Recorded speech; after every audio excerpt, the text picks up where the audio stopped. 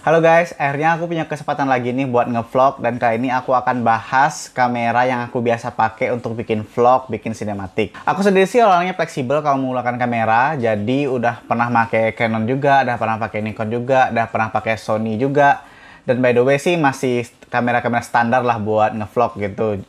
Kamera-kamera yang masih murah lah, sekitar 5 jutaan sampai sekitar 15 jutaan paling mahal. Jadi belum pernah nyoba kamera yang lebih mahal daripada itu. Jadi ini masih kamera standar yang aku bisa rekomendasikan ke kalian kalau ingin bikin vlog atau sinematik.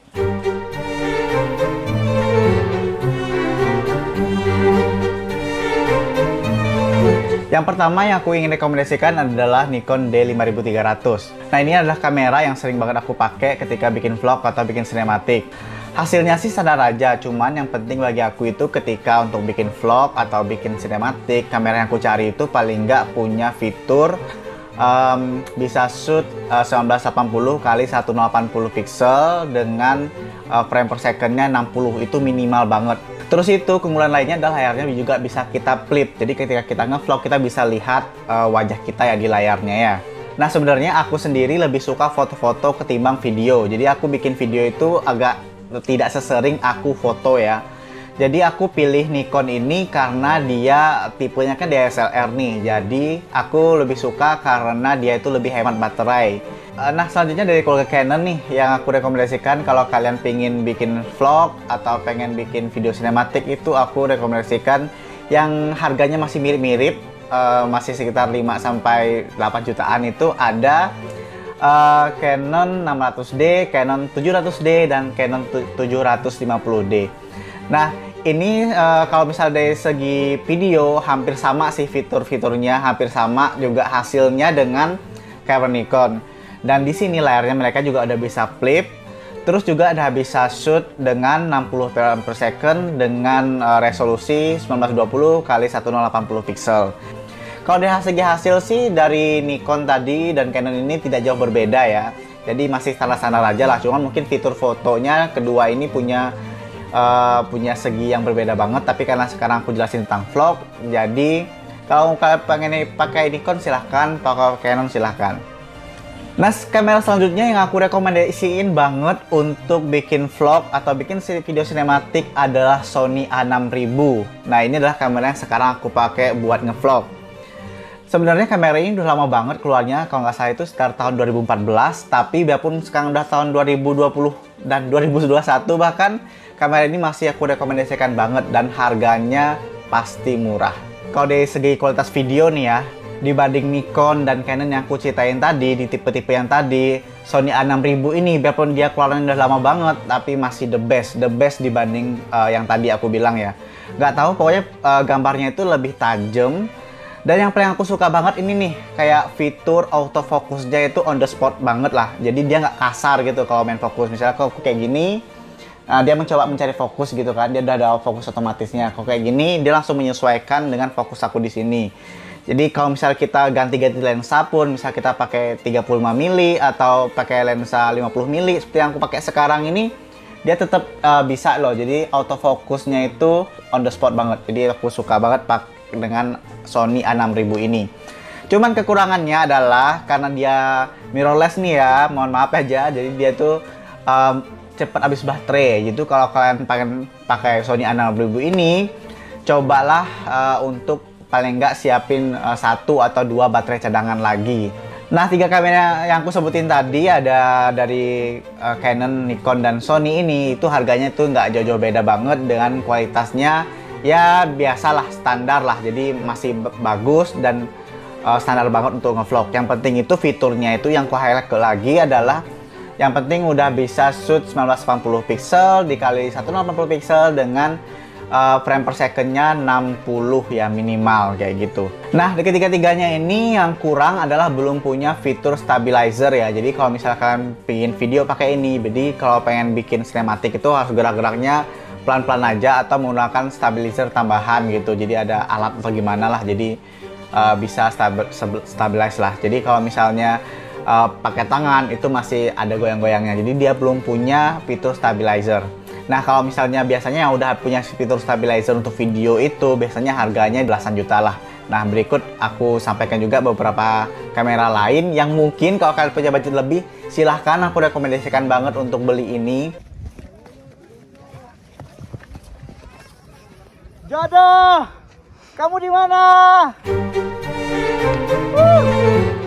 Nah, yang pertama atau yang keempat adalah Sony A6400.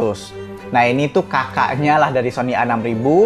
Kualitasnya ya bisa dibilang ada peningkatan dari Sony A6000. Ini harganya sekitar 14 juta sampai 15 juta kalau nggak salah.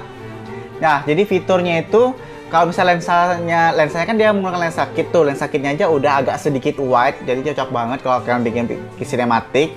Terus gambarnya itu super cerah. Dan dia itu juga udah punya sistem stabilizer gitu ya. Jadi kalau kita pengen gini, kalau kita geraknya nggak terlalu signifikan nih, ya udah bisa stabilize sendiri. Nah, salah satu fitur lainnya yang banget nih, kalian sudah bisa shoot 4K dengan speed 60 fps. Keren banget kan? Tapi ya balik lagi sih, perlu nggak sih sebenarnya shoot 4K, tergantung komputer kalian aja. Kalau misalnya sanggup untuk ngedit 4K, silahkan pakai. Kalau nggak ya udah gitu, biasa aja. Nah, ada sih HP yang bisa kalian pakai, tapi ini HP kalangan lumayan, yaitu di kalangan iPhone. Kan sudah bisa menggunakan HP iPhone 6, iPhone 7, iPhone 8, dan iPhone X untuk bikin video sinematik. Silahkan kepilih aja yang mana yang kira-kira sesuai budget. Nah, iPhone ini entah bagaimana ya, aku nggak tahu HP lain, tapi kayaknya fitur videonya itu dan fotonya juga kayaknya lebih bagusan iPhone deh ketimbang keluaran I don't know Samsung atau yang lainnya, nggak tahu ya. iPhone kayak lebih cerah aja gitu. Ya aku sendiri sih pakai HP Samsung ya, tapi ya udah kameranya gitu-gitu aja gitu. Teman-teman juga pakai Samsung yang baru juga entah gimana, pokoknya lebih bagusan iPhone lah. Jadi aku rekomendasikan kalian kalau pengen belajar bikin video sinematik yaitu beli iPhone 6, 7, 8 atau X gitu. Nah, di situ dia dulu sudah punya fitur image stabilizer ya, atau video stabilizer. Jadi kalau misalkan bikin gitu goyang-goyang, dia akan otomatis stabilize sendiri, dan itu aku suka banget. Dan itu udah ada mulai iPhone 7, iPhone 6 aku nggak tahu sih, tapi aku udah pernah pakai iPhone 7 dan itu bagus banget stabilizernya, dan juga udah pakai sampai yang X. Itu smooth banget sih stabilizernya. Cuman kalau misalnya kita shoot dengan iPhone atau shoot dengan HP ini, terbatasnya adalah di ini sih, di cahaya. Jadi kalau misalnya agak redup nih, kalau misalnya di kamera kan kita bisa atur ISO dan sebagainya itu, sehingga mendapatkan gambar yang bisa lebih tajam lah. Sementara iPhone, biarpun dia punya fitur itu juga, tapi kalau misalnya dia agak gelap nih. Selanjutnya itu di nomor 6, ya ini iPhone 11 dan 11 ke atas. Sekarang juga ada keluar iPhone 12. Itu sudah punya fitur yang menurut aku lebih bagus daripada kamera DSLR atau mirrorless. Yaitu tadi aku udah bilang iPhone 11 ke atas. Jadi iPhone 11, iPhone 11 Pro, Pro Max, iPhone 12 dan kawan-kawannya kayak gitu, itu udah punya fitur video yang TOP BGT banget. TOP BGT. Bapak udah tau banget lah intinya itu. Kalau kan udah bisa beli, udah punya dana gitu, daripada beli kamera nih ya, mirrorless atau DSLR, aku saranin banget untuk beli iPhone 11 ke atas aja. Silahkan. Karena fiturnya itu udah top banget. Dia sudah bisa shoot 4K dengan 60 fps plus stabilizer. Nah, gimana tuh? Plus lensanya juga udah wide. Jadi kalau misal kamera kan kita harus beli lagi nih lensa wide. Kita harus ganti-ganti lensa lagi, ribet juga kan bawa ini. Kalau dengan iPhone dia udah punya fitur itu ya lensa wide yang dia udah wide banget, dan juga udah bisa ngambil close up juga. Dia punya beberapa dua kamera kalau nggak salah, dan dua atau lebih kamera lah dia udah punya. Itu udah paket komplit banget sih. Jadi kalau kalian punya duit lebih, jadi menurutku saranin beli iPhone aja udah cukup. Nggak usah beli kamera sih menurut aku. Nah, kalau misalnya budgetnya masih tipis nih ya, belum mampu untuk beli iPhone 11 ke atas, aku tetap saranin daripada HP, mending kalian invest di kamera. Seperti yang aku udah sebutin sebelumnya, itu ada Nikon, Canon, dan Sony. Kalau pengen hasilnya keren banget nih, dan kalian memang seneng video, aku sih rekomendasiin sih lebih ke Sony sih ketimbang Canon atau Nikon. Tapi kalau kalian lebih seneng foto nih, jadi video itu cuma selingan-selingan aja, mending beli DSLR aja, Canon atau Nikon, karena dia akan lebih hemat baterai. Oke, aku lanjut. Selain kamera DSLR, kamera mirrorless, dan keluarganya iPhone, ada lagi nih aku bisa rekomendasikan adalah menggunakan GoPro. Paling nggak minimal GoPro 8. Jadi kalau misal punya lebih atas juga boleh, kalau kalian punya duit lebih gitu silahkan beli yang di atasnya. Nah di GoPro 8 ini fiturnya udah mulai komplit ya, jadi udah komplit juga untuk bikin vlog gitu. Jadi dia kalau misal GoPro atau action cam itu kan dia kan agak apa ya, wide dan agak cekung gitu kan. Nah sementara di GoPro ini kita sudah bisa bikin dia flat gitu. Nah itu sih aku bisa rekomendasikan ini juga untuk dipakai gitu. Dan dia juga udah bisa shoot 4K dan ada stabilizernya loh. Dan juga kalau misalnya kita shootnya sekitar 1980x180, dia bahkan sudah bisa shoot 120 frame per second. Jadi kalau pengen bikin slow-mo nih, itu bagus banget lah pokoknya. Nah itu ada sih rekomendasi aku. Tadi kalau nggak salah udah ada 7 jenis kamera yang bisa dipakai. Itu termasuk kamera DSLR, ada mirrorless juga, ada keluarga iPhone juga, dan ada GoPro. Nah itu bisa kalian beli kalau kalian ingin belajar untuk ngevlog.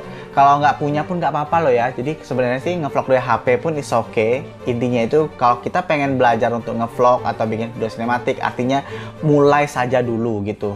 Oke, itu tadi beberapa rekomendasi kamera vlog yang mungkin kalian pengen beli. Semoga rekomendasinya cocok buat kalian. See you in the next vlog. Thank you sudah nonton.